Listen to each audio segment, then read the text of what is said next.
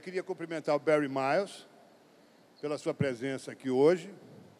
E, todavia, antes de apresentar o Miles para vocês, até para falar sobre a importância do trabalho dele, eu achei necessário fazer uma pequena introdução, até para colocar a obra do Miles em perspectiva, uma perspectiva que me parece apropriada.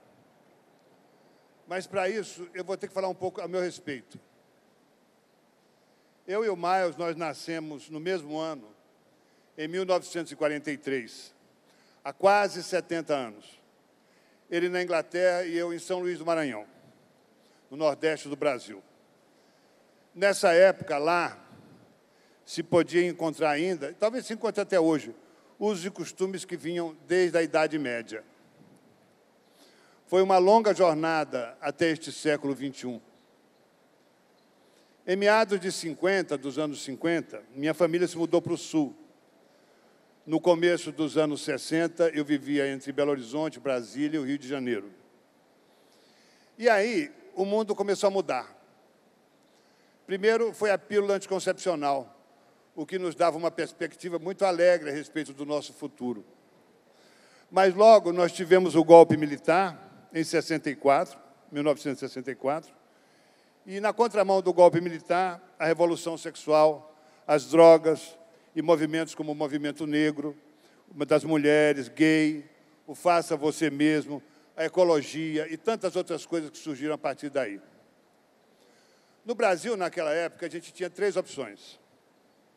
A gente se engajava na luta contra a ditadura, você se engajava nas mudanças iniciadas, vamos dizer, pelos Beats, e seguia o lema do Timothy Leary, que era Tune in, Turn on or Drop out, ou nos engajarmos em ambos, tanto na vida Turn in, na vida louca, como também na luta contra a ditadura. Por causa disso, muita gente em volta da gente, muitas pessoas, estavam caindo, ou seja, estavam sendo presas, torturadas e mortas. Ou então estavam enlouquecendo por viverem num underground duplo, da luta contra a ditadura e da vida dropout, que a gente chamava de full time, tomando ácido e participando ou planejando ações contra o regime.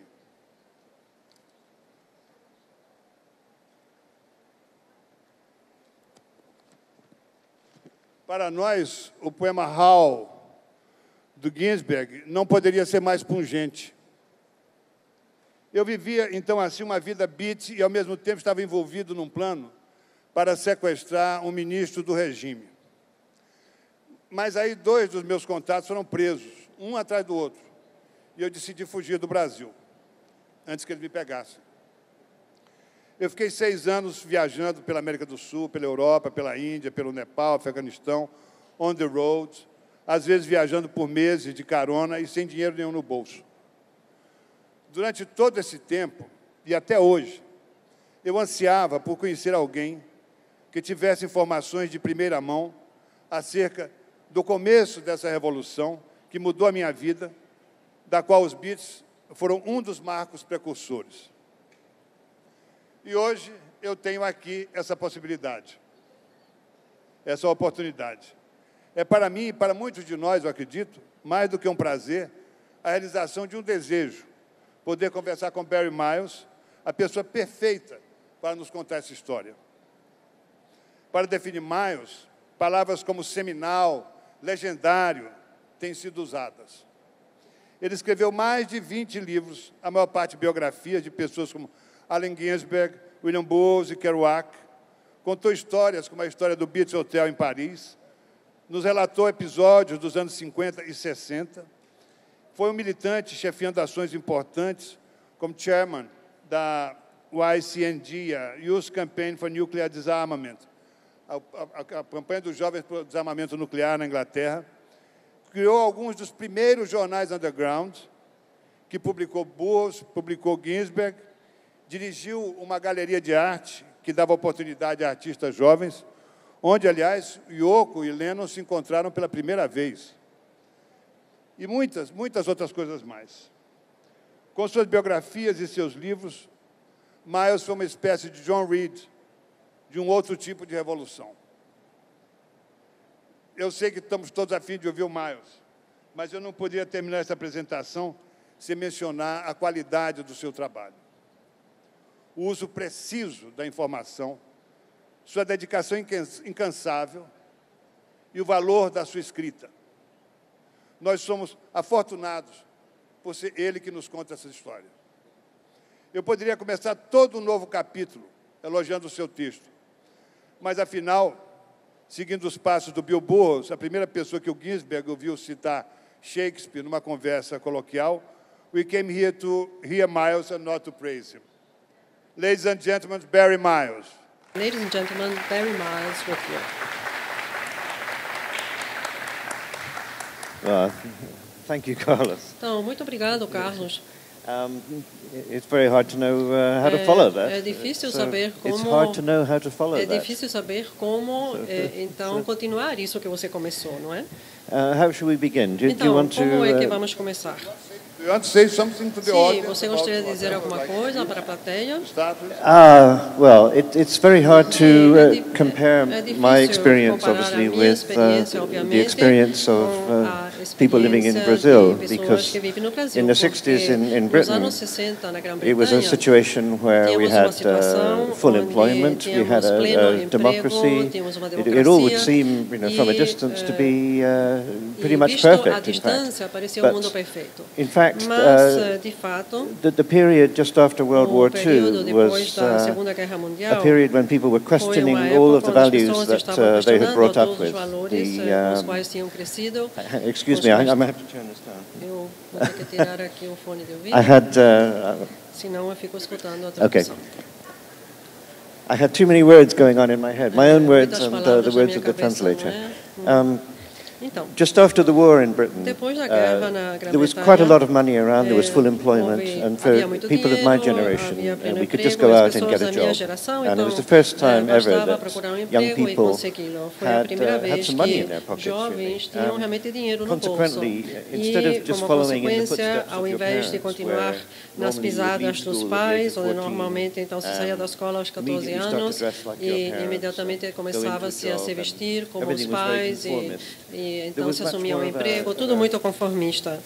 Mas attempt to create a new havia uma life, because quite tentativa de clearly criar the uma values nova vida, porque os valores que tinham se aplicado antes da guerra não valiam mais. A mesma coisa se aplica também aos Estados Unidos, onde eles tinham, claro que mais recursos, era o país mais rico.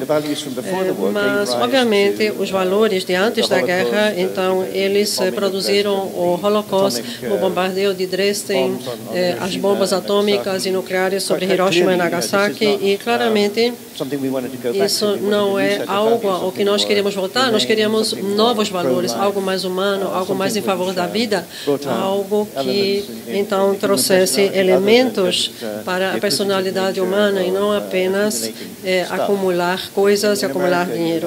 Nos Estados Unidos havia uma grande conformidade e também uma sociedade de consumo, onde eles compravam um carro novo todos os anos e então a classe média branca se comportava como um grupo de robôs. Então é por isso que a geração Beat ela começou a questionar esses valores, a desenvolver valores novos.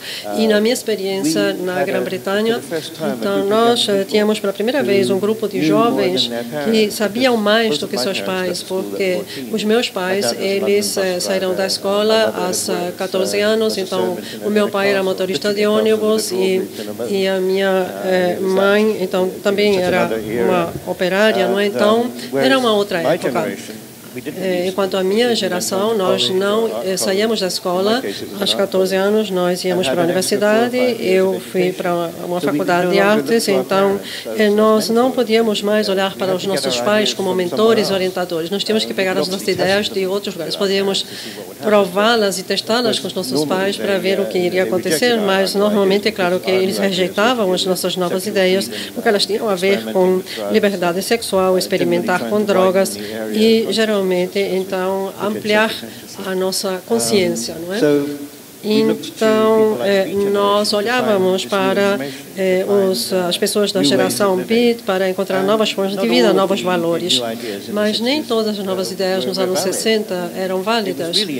Foi realmente como um shopping, não é? Onde você podia, então, comprar seus estilos de vida. Alguns escolheram viver em comunidades, outras avenidas levaram a coisas como Charles Manson e seitas terríveis. Então, nós estávamos realmente em uma espécie de encruzilhada, mas de tudo isso eu acho que surgiu um número de ideias realmente muito positivas e que, por exemplo, o movimento ambiental que começou nos anos 60, Black Power, os movimentos de liberação negra, então, que na Grã-Bretanha levou uma sociedade multicultural que nós não tínhamos antes.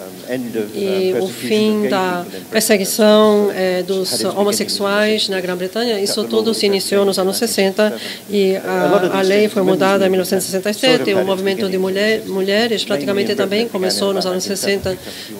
Na Grã-Bretanha começou em 1970, 71, mas tudo isso foi o resultado de uma época de incerteza, onde os valores estabelecidos com os quais os jovens tinham sido educados e crescido estavam, então, sendo questionados para ver como se podia, então, melhorar toda essa situação.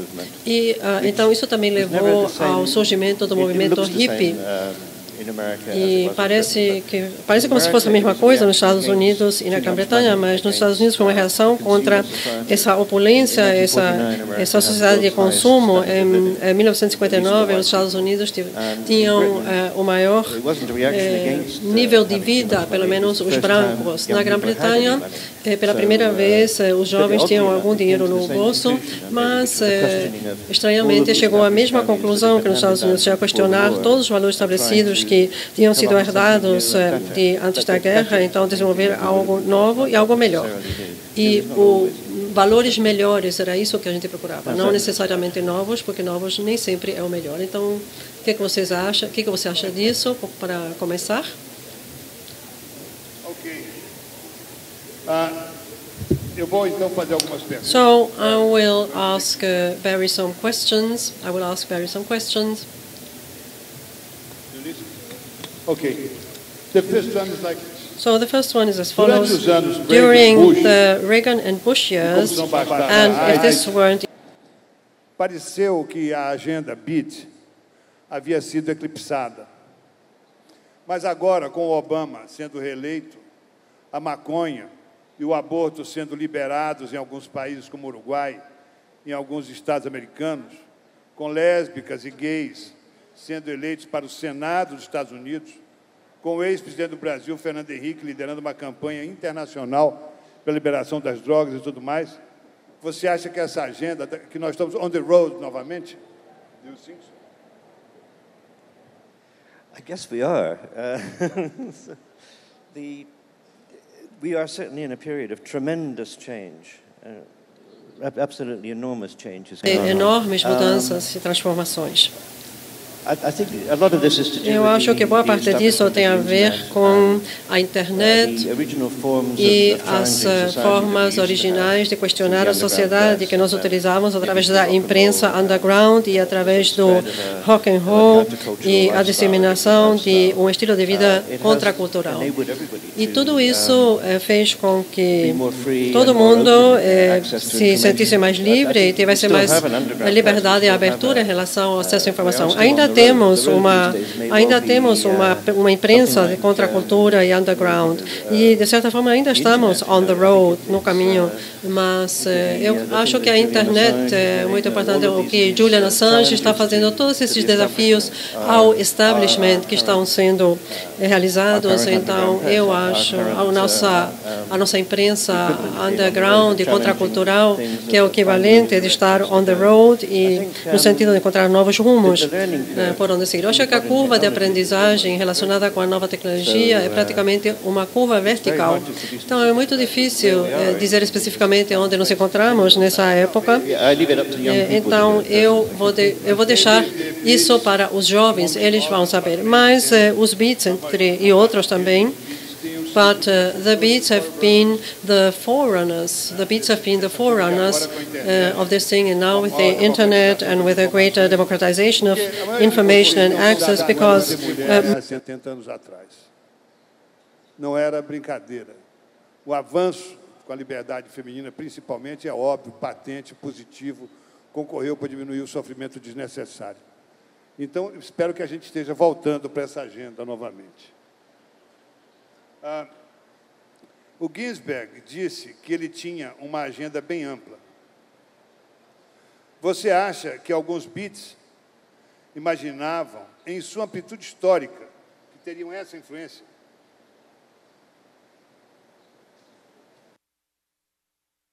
Eu acho que os Beats não esperavam que isso ultrapassasse um grupo pequeno de 200, 300 pessoas. Allen Ginsberg, particularmente, era o grande promotor dessas ideias. Então, alguém como Kerouac via-se como um escritor, principalmente, e assim como ele esperava passar para a posteridade.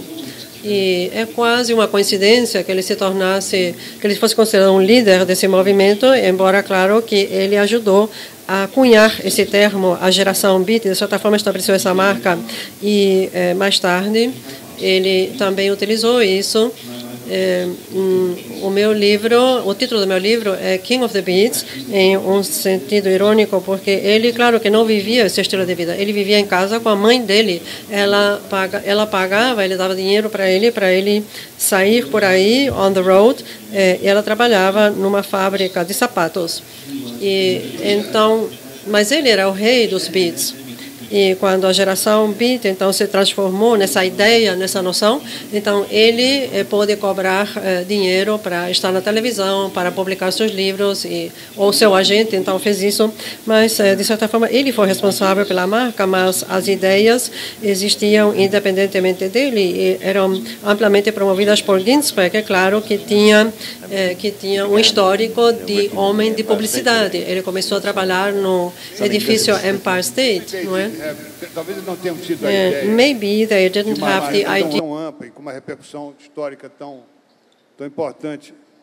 Mas isso aconteceu, porque talvez a mídia estivesse ávida por um fenômeno como os beats, e então lançou-os mais alto ainda do que eles pensavam em ir, não é? Pode ter sido essa a ideia. Because they were ripe. The media. Sim, eu acho que sim, que a mídia. Eu queria falar mais uma coisa. Sim, eu acho que realmente a mídia também tem seu papel nisso. A questão dos beats é que eles foram um movimento literário. Nos anos 50, a contracultura, o underground, era representado por palavras. E de muitas maneiras, então, Kerouac é o melhor representante disso. Depois vieram os anos 60 e, basicamente, a cena underground, a forma de arte que se expressava era a música e não tanto palavras. Claro que havia poesia. Foi o tempo quando o rock and roll, então, se deixou de ser entretenimento, se transformou em uma forma de arte utilizada para expressar ideias dos jovens. Rolling Stones, Beatles, Bob Dylan, toda essa gente então estava transmitindo uma mensagem bastante radical para o seu público, e era uma cena jovem. Depois vieram os anos 70, quando Burroughs se tornou o principal representante da geração beat, e ele é essencialmente o homem por detrás do punk. Se referem a ele muitas vezes como o avô do punk, e ele era tão subversivo, e o argumento dele provavelmente foi a primeira agenda política da geração beat. Os argumentos deles, ou seja, atacar o sistema de controle e de que a única maneira em que a vida humana poderia ser vivida adequadamente e concretizar toda a sua potencialidade, então que isso tinha e que tinha que se combater todas as ideias preconcebidas e recebidas, patriotismo, consumismo, e era necessário, então, identificar de onde vinham essas ideias que controlavam os pensamentos. Então, era uma agenda bastante radical e ele deu conta dela. Então, Kerouac, anos 50, Ginsberg, anos 60 e Burroughs, anos 70. E agora, claro, esse é um período, uma época manierista da contracultura, tudo é mainstream. Eu queria fazer uma pergunta ligada a uma coisa mais anterior. A sabedoria antiga, na Grécia, na China, na Cabala judaica, diz que você ser fiel a si mesmo, tentar ser quem você é o top achievement, é a coisa mais alta que se pode conseguir, se ser fiel a si mesmo, saber quem é. Você acha que os Beats, about this achievement of to be yourself, like the ancient wisdom, do you think the Beats... Por favor, ajudar o Barry com o aparelho ou o microfone. Marcos Márcio.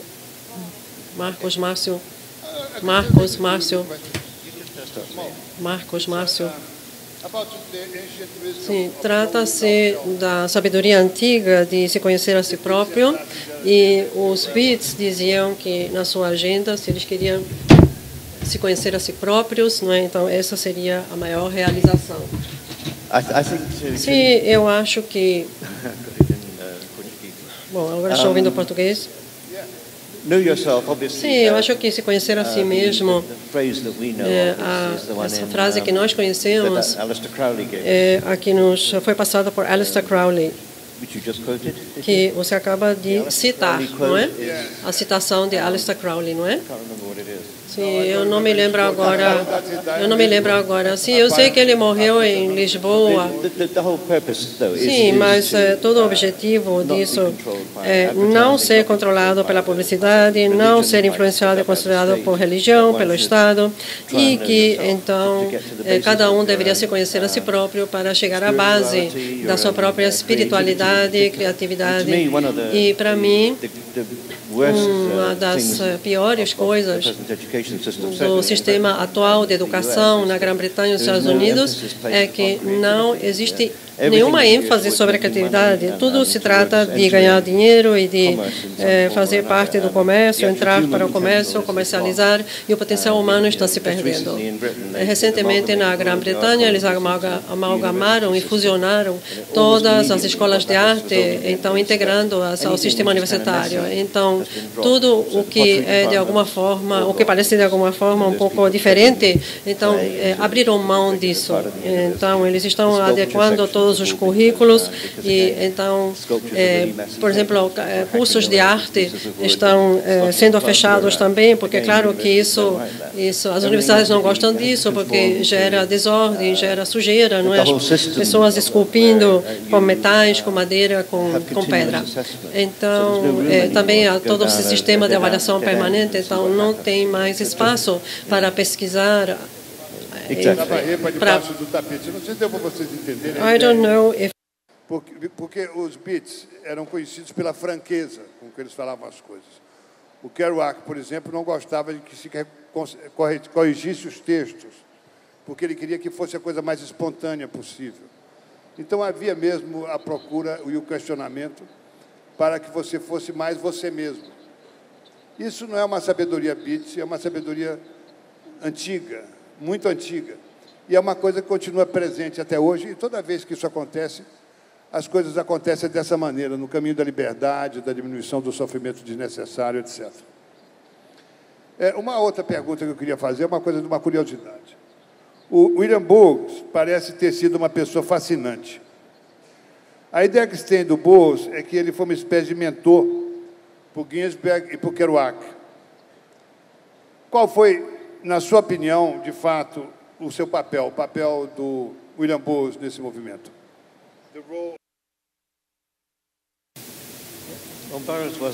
Bem, Burroughs realmente foi um mentor, ele era bem mais velho do que eles. Kerouac nasceu, acho que em 1924, e Ginsberg em 1926, e Burroughs nasceu em 1914. Mas Burroughs foi uma figura da pré-guerra. Ele começou a estudar medicina em Viena quando ele já tinha 30 anos, então ele viajou muito com a família dele quando ele era jovem. Ele vinha de uma família aristocrática dos Estados Unidos, muito rica, de St. Louis, com muitos funcionários, serventes, então eles iam para a Europa, tinha um chofer, tinha um motorista, tinha um carro, então ele tinha muita experiência. E quando ele conheceu Allen Ginsberg, no início de 1944, em Nova York, Ginsberg ainda tinha 19 anos. Então estava no primeiro ano da universidade, ele nunca tinha saído de Nova Jersey ou Nova York. E, então, ele era simplesmente um jovem sem história comparado com com Burroughs, que era incrivelmente sofisticado e que surgiu ali no horizonte. E que também pareceu um pouco sinistro e misterioso. E então, mas eles viam Burroughs como um mestre e eles tinham um mentor também de sua propriedade, Lucian Carr, que tinha conhecido Burroughs em St. Louis e tinha a mesma idade deles, de Ginsberg e Kerouac, mas que tinha também um histórico, antecedentes muito... Ele tinha uma cultura muito grande, ele conhecia literatura e poesia francesa e, infelizmente, ele se meteu numa confusão, matou alguém e, então, ele foi preso. E eles foram deixados praticamente sem ninguém. Então, Burroughs foi quem realmente assumiu esse papel. Então, tudo isso aconteceu em 1944, no verão de 1944, há muito tempo. E ele estudava antropologia em Harvard, em um curso de pós-graduação, então ele estava fazendo uma pesquisa basicamente da vida suburbana, da vida urbana de Nova York, ou seja, do submundo de Nova York. Então, ele conheceu também aquele personagem que induziu ele para a morfina, não é? Honky. Sim, então estamos falando do submundo, não é?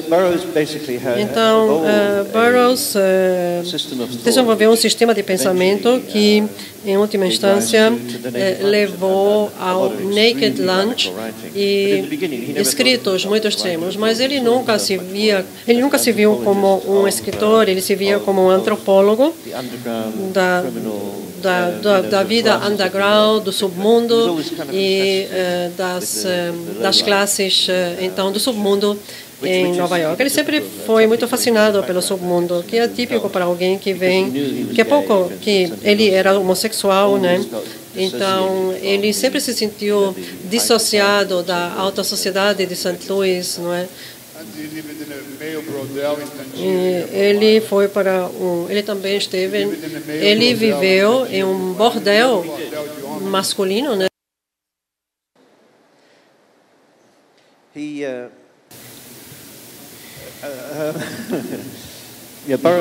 Sim, o Burroughs quase imediatamente ele foi embora dos Estados Unidos.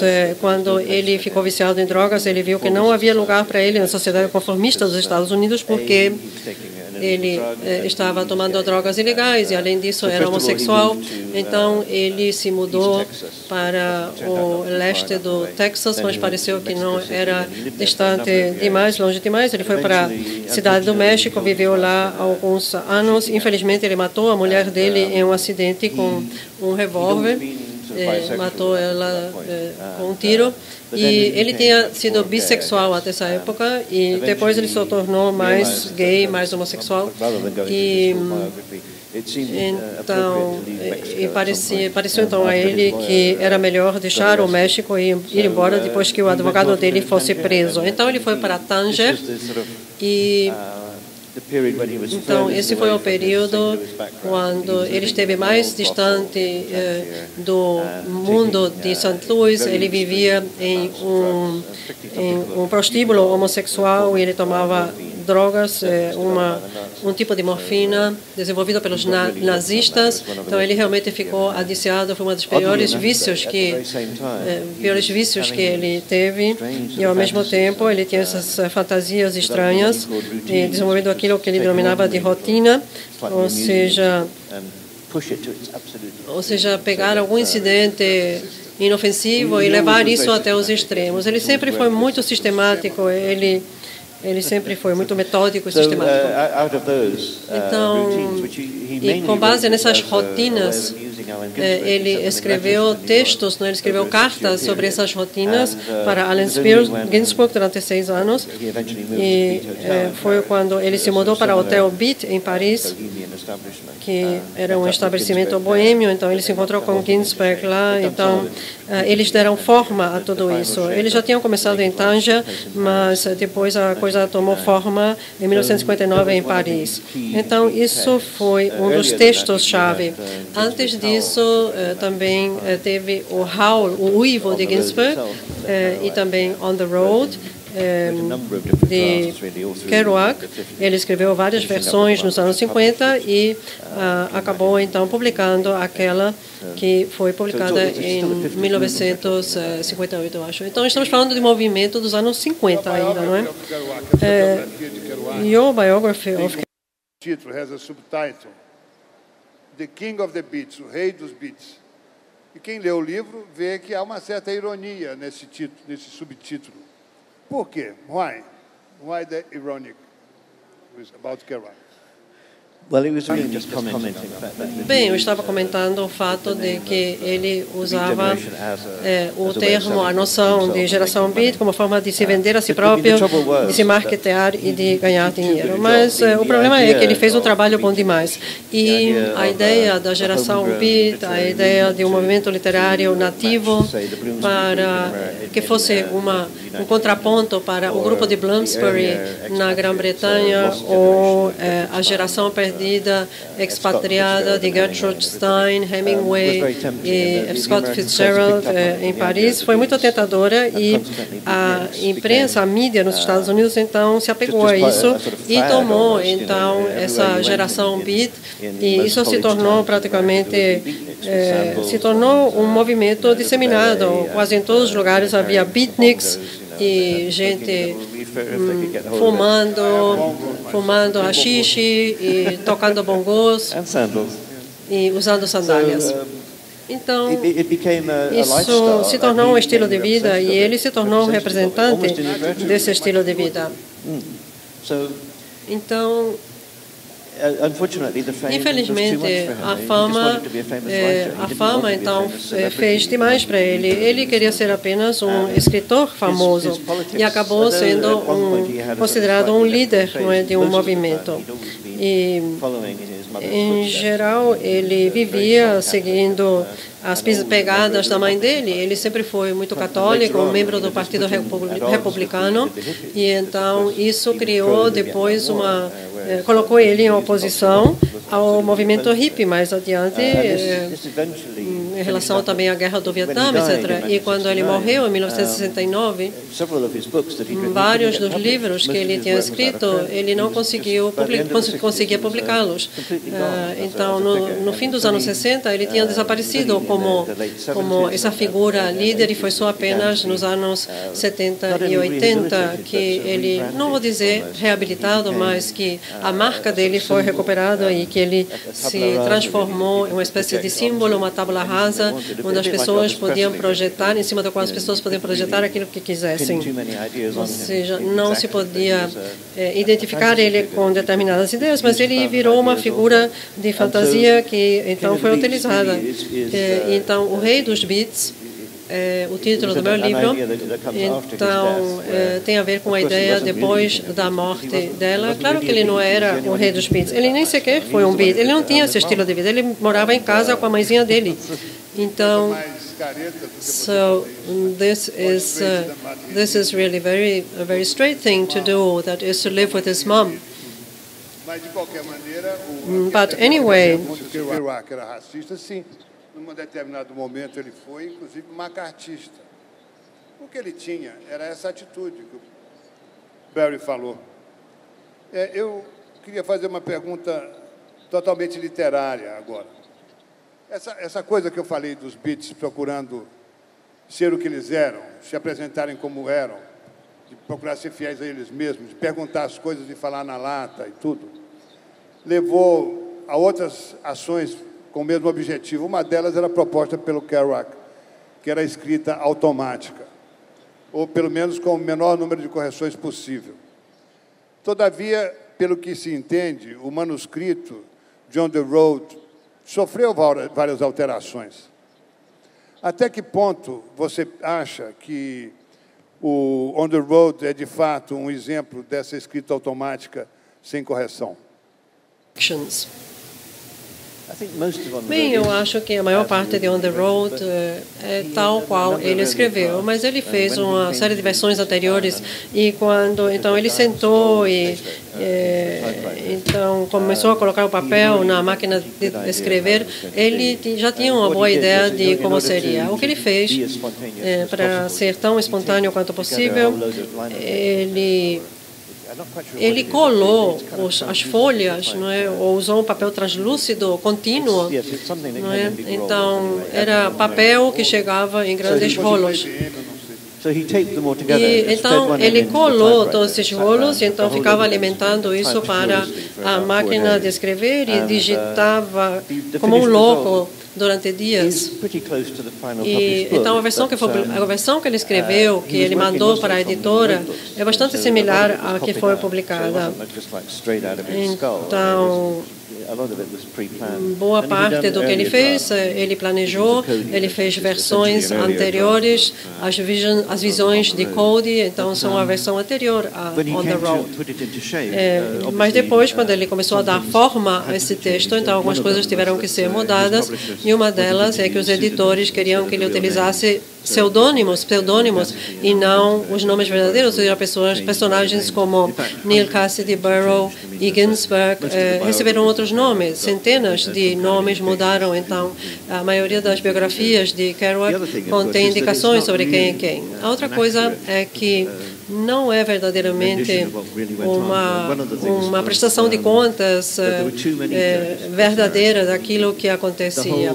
Havia muitas viagens, eram muitas as viagens nos Estados Unidos, então ele, na verdade, representava a energia dos jovens explorando esse grande país, então que viajavam para lá e para cá e de costa a costa. Então, os editores diziam isso não faz sentido porque as pessoas parecem que se perdem. Então, a diferença entre o que foi publicado e a versão anterior e a versão então antes da publicação é que então as viagens foram mais organizadas. E então esse rolo, não é? Ele então adquiriu um valor icônico e um dono de um time de futebol então comprou esse rolo por mais de 2 milhões. Então é o guardador, não é, desse rolo de papel. Ele é professor em Wilmington, Indiana, e ele é um cara muito interessante. Então ele preserva e conserva esse rolo. Então ele é mostrado no mundo todo como um ícone. Está atualmente em exibição na Biblioteca Britânica e da última vez eu vi esse rolo sendo exibido na Biblioteca de Nova York. Um negócio místico, icônico desse jeito, né? Isso representa novamente adorar valores desse tipo, coisas desse tipo, ao invés de ser aquilo que se é. Dentro dessa procura, vamos dizer, dessa atitude dos Beats de querer falar como pensavam, sem papas na língua, procurar ser o que eles eram e escrever do coração, claro, também com a cabeça, eles criaram uma técnica chamada cut-ups para escrever, que foi o Brian Ginseng e o Burroughs que começaram, e parece que no Beats Hotel, em Paris. E eu sempre tive curiosidade de ver como isso era feito. Você estaria disposto, de lá, ou acho que você poderia fazer uma demonstração? Eu tenho aqui uma tesoura e uns textos do Joseph Conrad e do Jack London, que se você pudesse mostrar para a gente como é que faz o cut-up, eu acho que as pessoas gostariam de ver. Eu, pelo menos, gostaria muito. Você se importaria? Do you mind to do it? Não, eu vou tentar, claro, sem problema. Sim, eu fiz isso nos anos 60, mas essa é a primeira vez, então, que eu vou tentar isso novamente. Então, esse sistema, ele veio de Brian Geisler, que estava morando no Bit Hotel, que era um artista britânico, com um passaporte americano e canadense, e passou a maior parte da sua vida em Tanger. Mas, um belo dia, ele estava cortando alguns artigos, cortando coisas para um texto que ele estava fazendo. Então, e ele percebeu que ele tinha cortado várias camadas de jornais, porque ele estava utilizando uma madeira, não é? Uma tábua de madeira. Ele tinha atravessado essa tábua, então os jornais estavam todos cortados, e esses recortes ele começou a ler, e então ele achou tão interessante, tão engraçado aquilo que estava lendo. Ele ria tão alto que os vizinhos estavam batendo na porta porque achavam que ele estava tendo um ataque histérico, porque ele estava gritando de dar risada. Então, antes de que fosse... Isso foi na época, antes de que uma matéria fosse publicada sobre ele no Time. Então, ele pensou que essa foi uma maneira autêntica de ler entre as linhas, e que essa seria uma maneira de encontrar as intenções verdadeiras por trás dos artigos de Time Magazine, Life e todas aquelas revistas e jornais, e que havia muito mais do que apenas as palavras, e que o sistema de controle, então, inseria palavras no nível do inconsciente. Então, Burroughs, com seu jeito metódico, ele fez dezenas de milhares de cutouts, de montagens. Eles usavam catar para ver o que a pessoa estava dizendo verdadeiramente, porque a pessoa fala uma coisa, mas sente ou quer dizer, ou mesmo não sabendo o que quer dizer outra.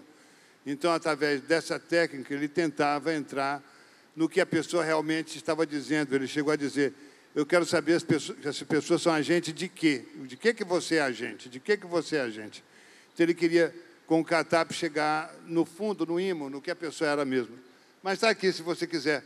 Esse aqui é do Conrad, do Conrad. Okay.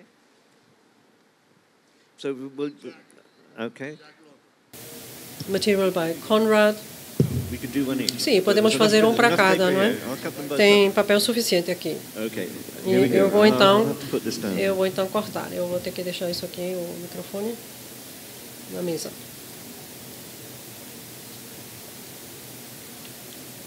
Acho que deu para vocês entenderem, apesar da dificuldade da língua, que se trata de uma maneira de descobrir o que está dentro do texto que o autor passou sem sentir.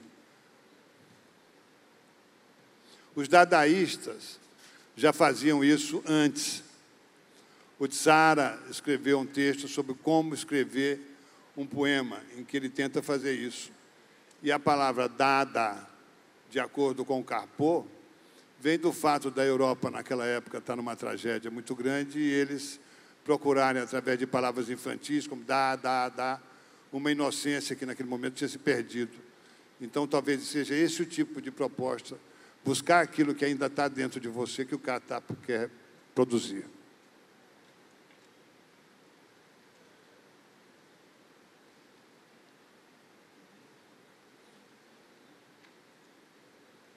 Às vezes não dá em nada, mas pelo menos a gente vê como é que é feito. E é uma coisa muito interessante, teve uma grande influência nos textos, como o Barry disse, do Burroughs, passou anos fazendo esses cataps.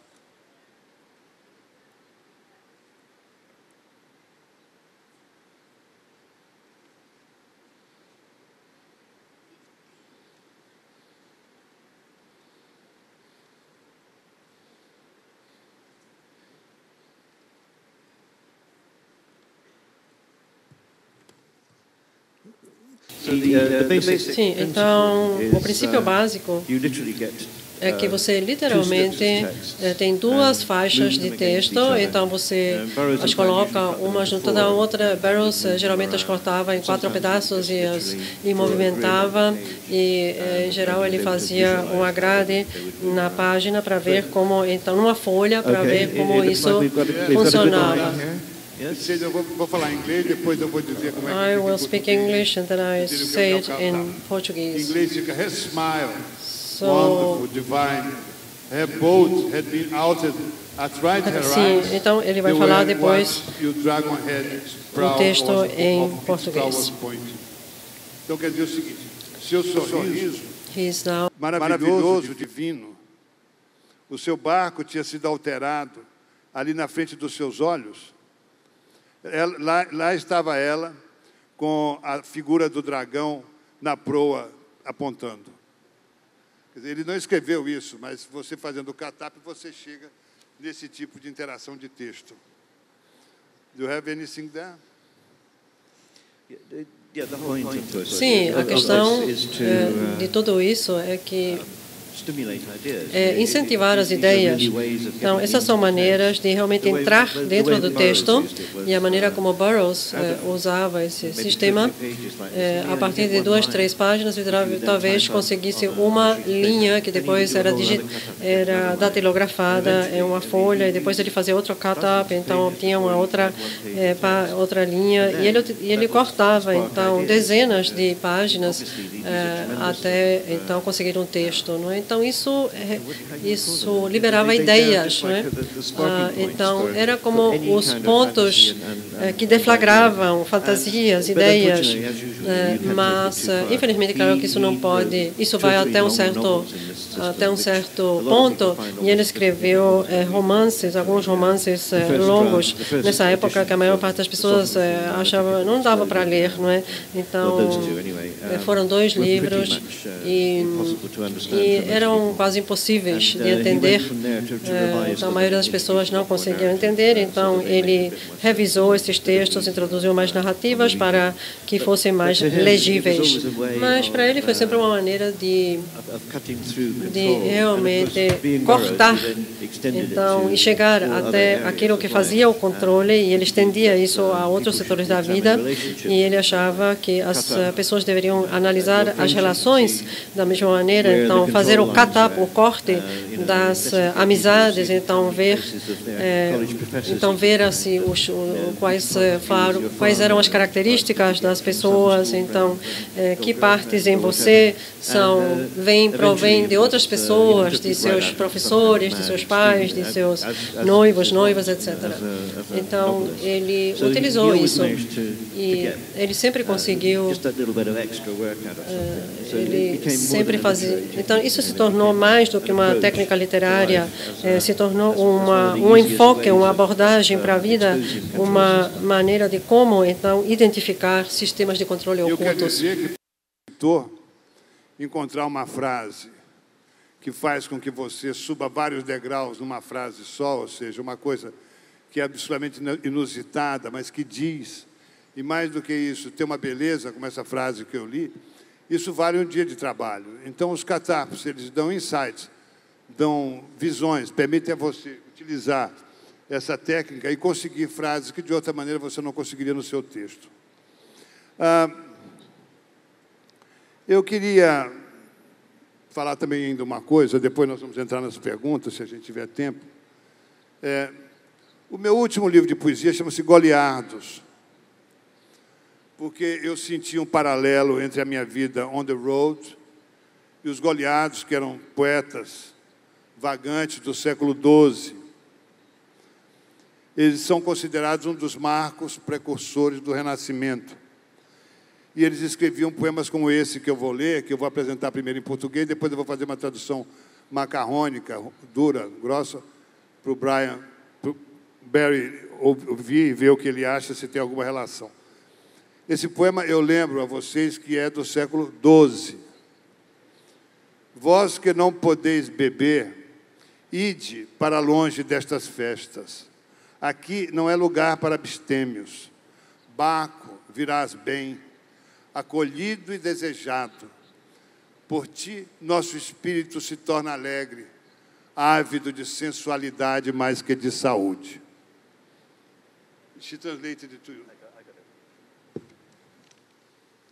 Parece a você que o Ginsberg, quando recebe o laurel do establishment, establishment em Nova York, em New York. Ele, na verdade, era uma pessoa da contracultura, né? O Ginsberg, um beatnik. Muitas pessoas colocavam ele de lado, até que ele chegou a um ponto em que foi aceito pelo establishment.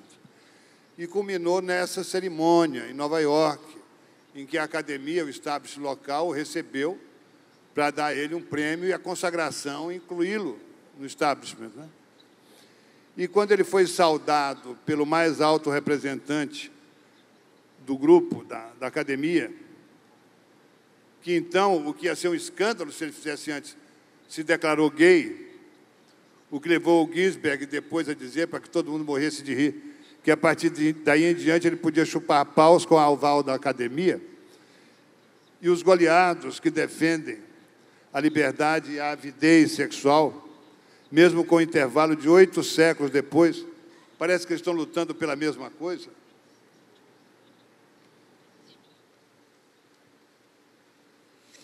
I think they were. There was always, I think, as long as we've had any kind of civilization, Que na medida em que tivemos algum tipo de civilização, sempre ele envolve alguma boemia, sempre tem aqueles que bebem demais, que realmente perdem os limites, que tinham visões, que tomavam drogas e que tinham experiências místicas. Então, essas são as pessoas que levam, em geral, a sociedade para frente e que fazem a sociedade avançar. Então, se as sociedades permanecem estáticas, então elas morrem. Então, é necessário estar em movimento de uma forma ou de outra. E, para mim, então, a grande coisa em relação aos beats e todo esse pessoal é que eles desafiavam as ideias, elas quebravam as leis, às vezes se comportavam mal, entre aspas, e só assim é que a sociedade avança. E todos esses progressos que nós tivemos, então isso requereu então quebrar as leis, desde a abolição da escravatura e da escravidão, movimentos anti-guerra. Às vezes não podemos deixar que as coisas continuem como estão, mas se trata de mudar o humor, a atitude da sociedade. Isso pode ser feito, a atitude, isso pode ser feito então através de quebrar as regras, não é? Então, atitudes tais como beber demais e se comportar mal, então isso ajuda e, então, em geral, isso vem das áreas mais desfavorecidas, estudantes, poetas, então gente que então se junta a noite toda, fica falando e troca ideias. Então eu acho que isso também sempre foi assim. Os goleados fizeram isso, os beatniks fizeram isso, e também tem gente agora que está fazendo isso. Só que agora estamos nesse estranho século XXI, onde eu acho que agora temos uma boemia de pessoas que estão se comunicando mais pela internet do que em pessoa. Então, eles precisam vir de fora para se encontrar em cafés e bares. Então, cada época tem suas maneiras como isso acontece, mas isso é de onde vêm as novas ideias. Os avanços na sociedade, em geral, se dão em cidades, em ambientes urbanos, em áreas boêmias da cidade. Eu diria. Sim, eu entendo. Então, o que eu queria perguntar também é que devido, he's speaking English, que devido a essa, so with regard to this French tradition, de que a arte engajada é uma arte ligada, vamos dizer, à esquerda, ao marxismo, etc. Mas os beats, eles fizeram uma arte engajada, todavia não ligada à questão do marxismo especificamente, mas uma arte engajada que levou à mudança dos costumes, a maneira da pessoa ser, a atitude da pessoa. A arte engajada hoje está fora de moda, mas a gente podia ter uma retomada desse processo na medida em que a gente considerasse o engajamento como engajamento, não esse engajamento francês tradicional de uma arte marxista engajada, mas uma arte engajada no sentido de mudar a política, de mudar as maneiras de ver o mundo, etc. Nesse sentido, você acha que os beats praticavam uma arte engajada?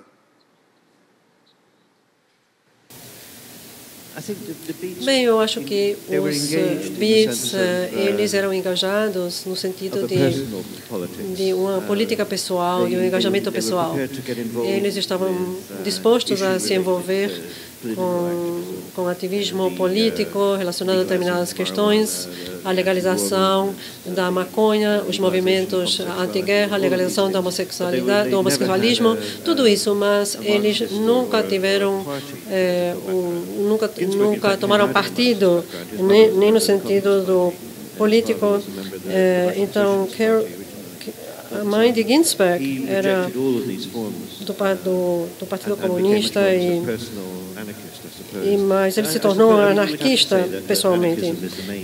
O anarquismo, na verdade, é o catalisador, ou seria então a característica para denominar esse grupo. Mas eu acho que o ativismo político que eles praticavam era desse tipo.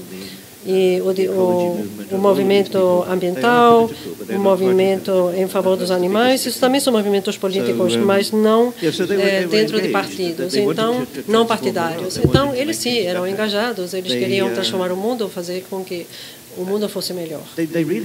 Eles realmente queriam a liberdade pessoal para todos.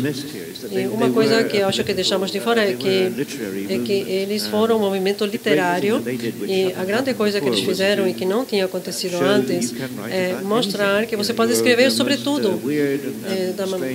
Quer dizer, as suas fantasias mais estranhas, as suas masturbações secretas, as questões embaraçosas, terríveis, que a maior parte das pessoas nem sonhariam em falar. Então, alguém como Kerouac, então ele escrevia isso, e o livro dele, Big Sur, tem a ver então com a época horrível que ele viveu, né, quando ele teve um colapso alcoólico. E então isso não significa que seja grande literatura, mas ninguém tinha escrito sobre isso antes. Isso mostra apenas que ele é um ser humano e que que essa é a descrição de um ser humano frágil, um ser humano que é sensível e que tenta então se revelar para as outras pessoas, dizendo, bem, todos nós somos vulneráveis, todos nós precisamos então aprender a amar o outro e então respeitar o outro. Então essa foi a diferença que os Beats fizeram. Antes a literatura era a grande arte com belas frases, mas sempre muito formal. E os Beats, por sua vez, eles colocaram um elemento humano na literatura, e além das mudanças estruturais que eles fizeram,